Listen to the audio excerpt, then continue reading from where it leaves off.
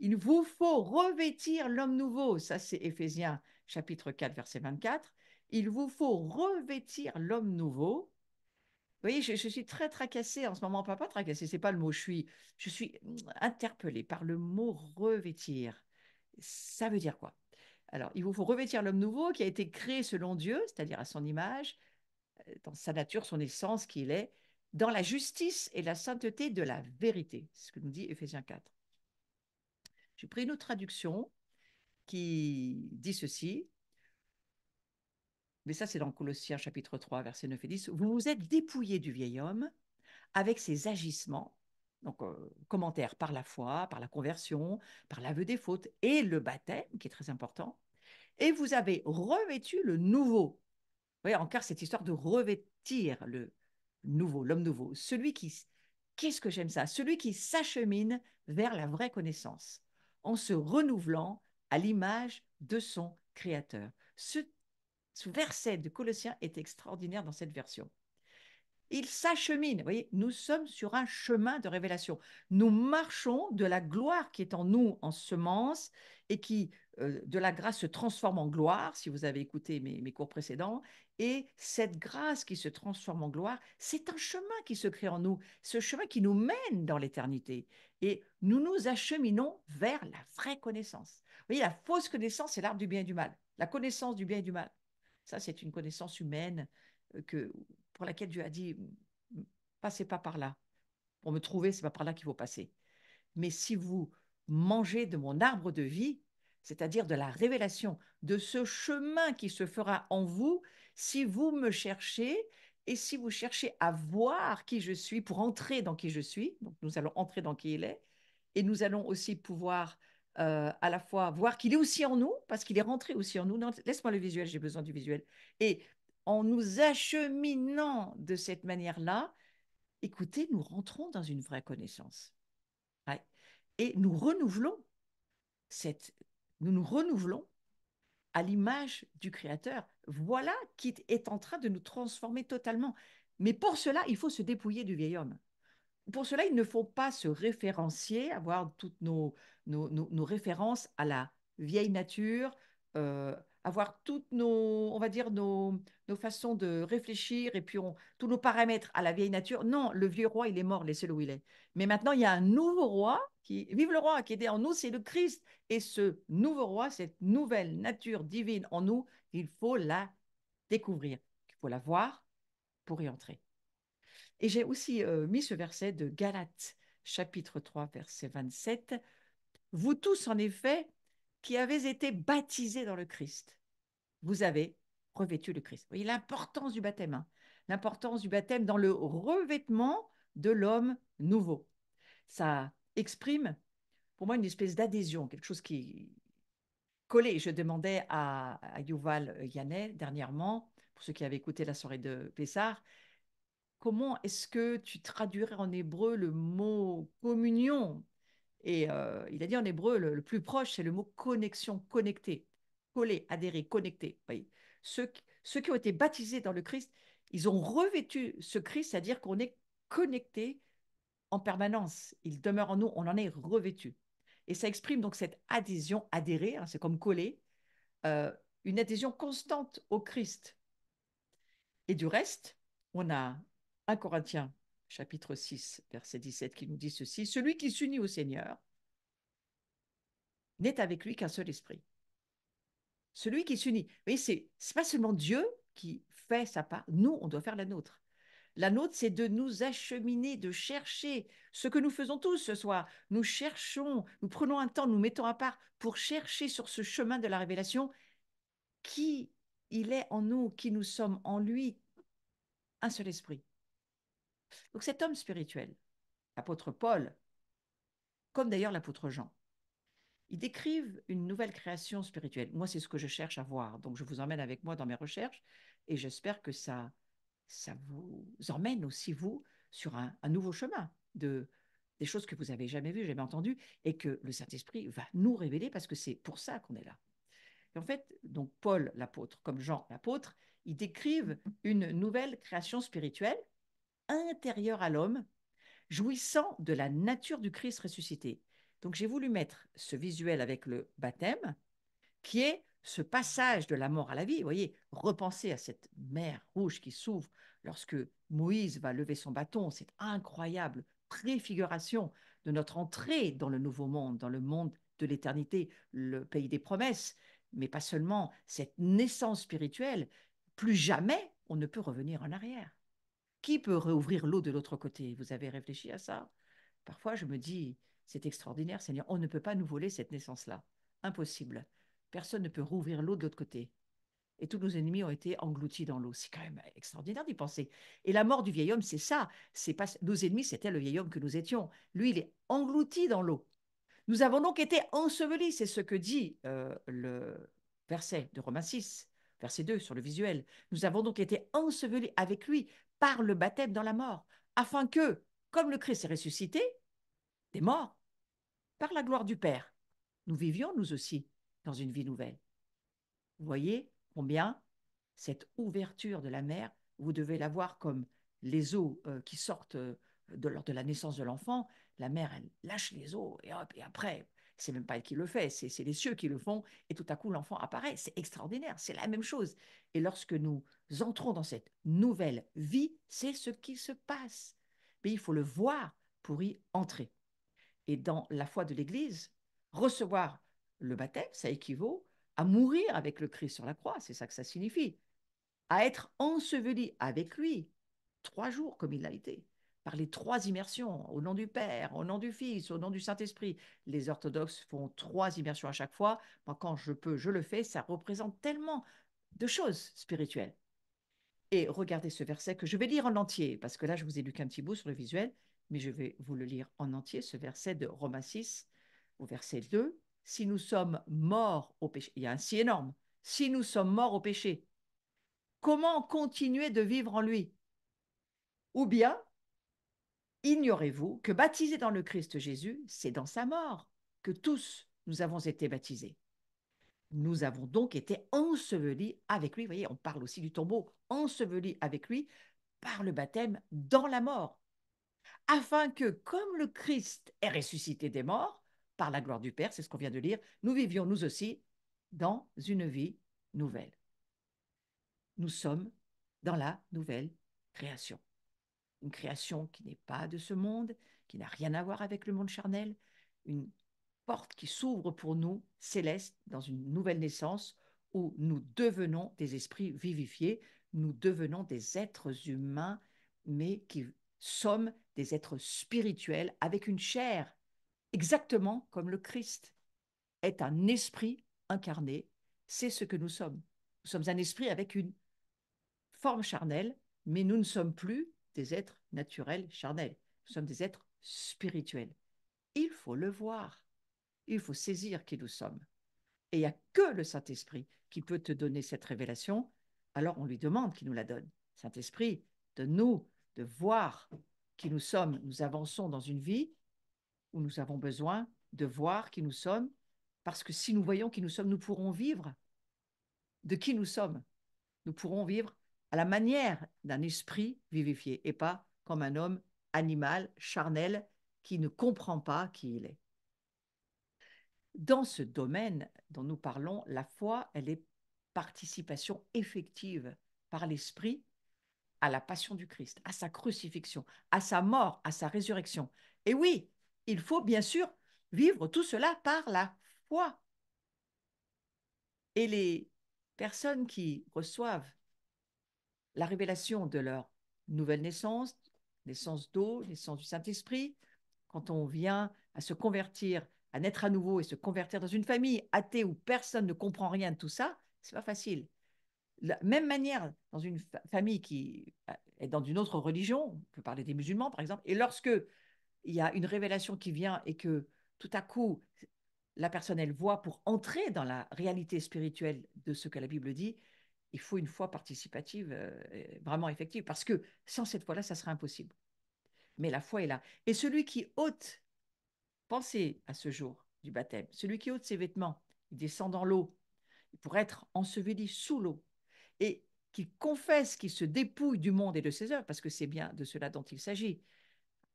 Souvent, moi, quand j'amène quelqu'un a préparé son baptême, je lui ai dit, tu sais, quand tu vas passer sous l'eau, tu meurs réellement. C'est une vraie mort. C'est une vraie mort à ta vieille nature. Tu laisses ce vieux corps, cette vieille nature, le revêtement de ce vieux corps au fond de l'eau. C'est fini. Ça, c'est terminé. Alors après, bien sûr, tu vas t'acheminer à ce que ça devienne effectif. Mais légalement, c'est fait. Légalement, tu deviens véritablement une nouvelle création quand tu ressors de l'eau. Donc, il lui est demandé, qu'est-ce qu'il est demandé à cette personne-là quand elle descend dans l'eau?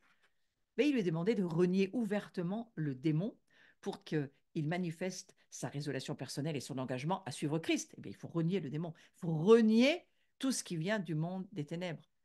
Et lorsque Moïse va lever son bâton et que l'eau va s'ouvrir et qu'ils vont traverser à pied sec, vous savez, je pense que dans leur tête, il s'est passé beaucoup de choses. Ils savaient qu'ils reviendraient jamais en arrière. Ils ne pourraient pas revenir dans l'autre sens. C'était fini. Personne ne pouvait réouvrir l'eau. Ils savaient que c'était enfoui. Leurs propres ennemis, alors là, on parle des Égyptiens, mais on parle aussi de nos propres ennemis au fond de nous, de cette vieille nature que nous ne sommes plus, mais qui est encore là avec tous ses effets et ses résidus. Eh bien, il faut vraiment aussi en tenir compte et la traiter.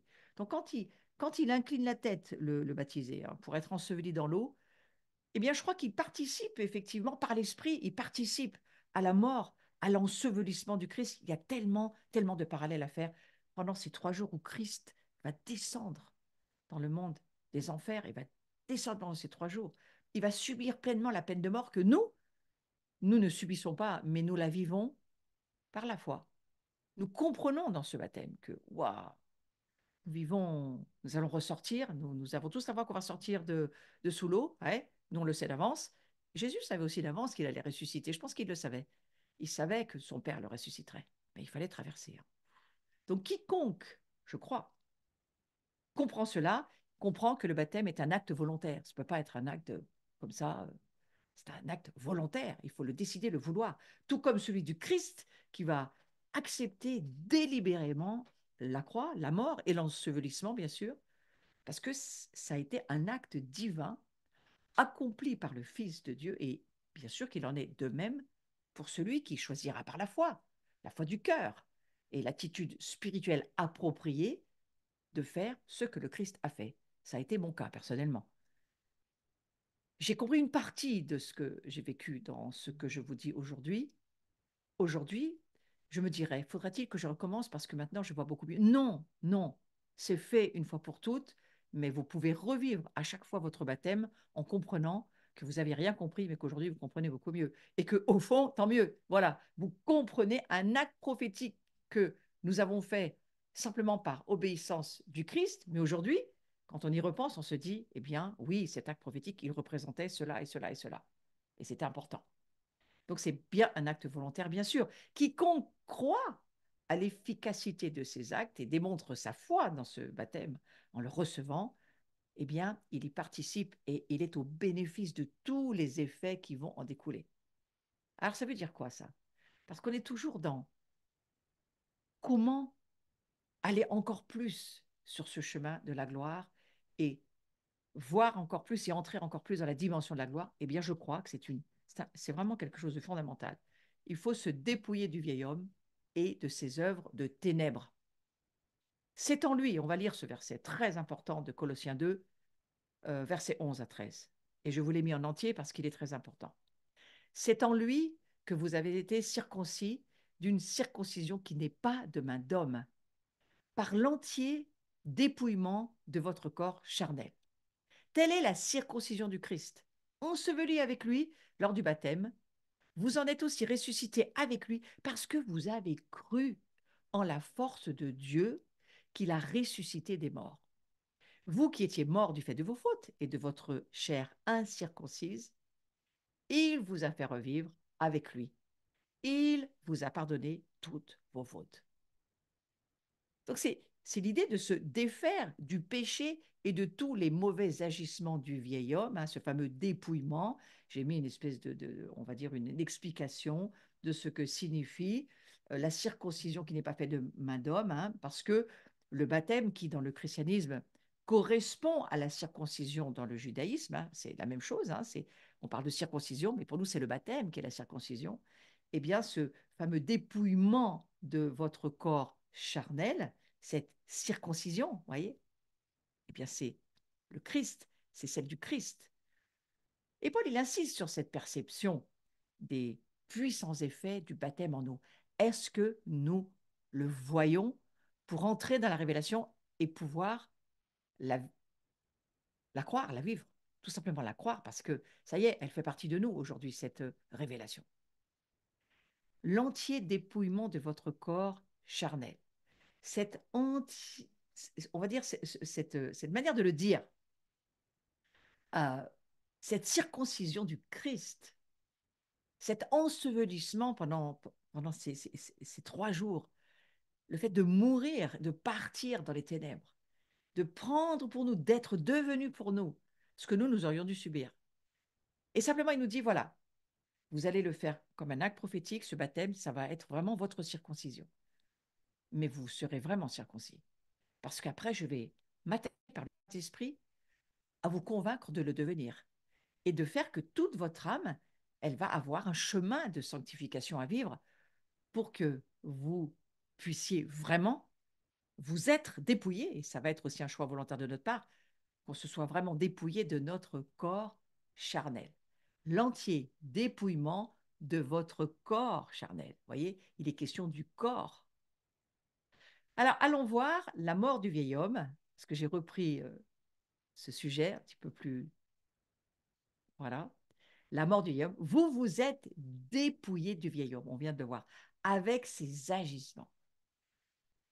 On se dépouille du vieil homme, on l'a vu par le baptême, par notre volonté, mais aussi notre intention. Hein. Il faut vraiment que ça soit un acte volontaire. Et vous avez revêtu le nouveau, celui qui s'achemine vers la vraie connaissance en se renouvelant à l'image de son Créateur. Je vais vous lire cette traduction, mais dit autrement dans Éphésiens, chapitre 4, versets 21 à 24. Si vous l'avez reçu dans un enseignement conforme à la vérité qui est en Jésus, à savoir qu'il vous faut abandonner, abandonner votre premier genre de vie. C'est très clair, Paul va le dire d'une autre manière. Il faut abandonner votre premier genre de vie et dépouiller le vieil homme qui va se corrompant au fil des convoitises décevantes pour vous renouveler par une transformation spirituelle de votre jugement. Il dit autrement, hein, une transformation spirituelle de votre jugement. Ça va se mettre en parallèle de la vraie connaissance qui se renouvelle à l'image du Créateur. Lui, Paul, il va le dire d'une autre manière en disant vous renouvelez par une transformation spirituelle de votre jugement. Vous voyez, toute notre manière de penser, de voir le jugement, il faut que ça soit revu et corrigé par la parole de Dieu et que nous repensions, que nous laissions notre pensée se transformer pour que nos jugements se transforment et qu'on puisse voir par la foi la vérité de ce que Dieu nous dit. Et on a aussi sur ce registre de dépouiller, se dépouiller des œuvres des ténèbres ou du vieil homme, ou voilà, on a Romains chapitre 13, verset 12-14 qui nous dit « La nuit est avancée, le jour est tout proche, dépouillons les œuvres de ténèbres et revêtons les armes de lumière. » Vous voyez, c'est encore un petit peu la même manière de le dire. Un peu plus loin, revêtez-vous du Seigneur Jésus-Christ, ne vous souciez pas de la chair pour en satisfaire ses convoitises. D'une certaine manière, Paul va dire, mais considérez le vieil homme comme mort avec Christ sur la croix, considérez-le dans votre baptême comme englouti, c'est fini, il n'existe plus, il est dépouillé de qui il est.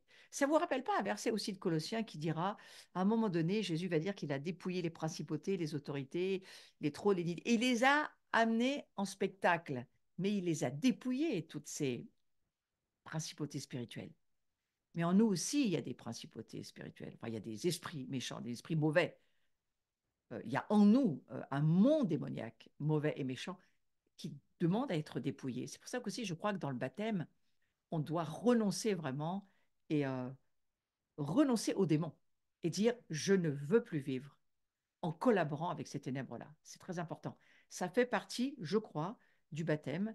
Alors, on dit toujours que quand on vit le baptême, les démons ne se noient pas. Certes, ils ne se noient pas, mais par la foi, si. Par la foi, nous y renonçons et ensuite le Saint-Esprit va nous aider à avoir la victoire sur ce monde qui parfois nous habite, qui doit être mis dehors, qui est à l'extérieur, et c'est un autre combat, mais c'est un combat quand même. Hein. Et le dépouillement du vieil homme, qui a eu lieu au baptême, je le redis, hein, parce que c'est pas toujours évident pour tout le monde, mais c'est vraiment, il est comparé à la circoncision pour les Juifs, et qui consiste à se défaire. C'est quoi la circoncision? C'est on va dire l'acte qui consiste à se défaire de la partie considérée comme impure dans l'homme, pour signifier la purification de l'homme. Écoutez, c'est les affaires de Dieu, c'est pas les miennes, mais c'est lui qui voit les choses comme ça. Et donc, ce fameux prépuce, il fallait circoncire ce prépuce pour que ça soit un acte qui montre qu'il y avait une purification dans le corps, se dépouiller du corps du vieil homme. Vous voyez, il y a quelque chose d'important à voir sur ce registre. Et ce que Paul veut dire par l'entier dépouillement de votre corps charnel, moi je crois que ce qu'il veut dire, c'est le fait de se défaire du péché et de tous les mauvais agissements du vieil homme. Tout ce que le vieil homme, qui n'existe plus, mais qui est encore là, avec ses résidus, avec ses habitudes, dans notre âme, on n'est pas régénéré dans notre âme. Notre volonté a besoin encore de sanctification, nos pensées évidemment de renouvellement, nos émotions bien sûr de délivrance aussi et de maîtrise. Donc tout ça, eh bien c'est nous acheminons vers la vraie connaissance. Mais il faut savoir que nous sommes créés dans la justice et dans la sainteté de Christ qui vit en nous. Donc dans notre position légale, nous sommes des saints justes, parfaitement saints, parfaitement parfaits. Waouh.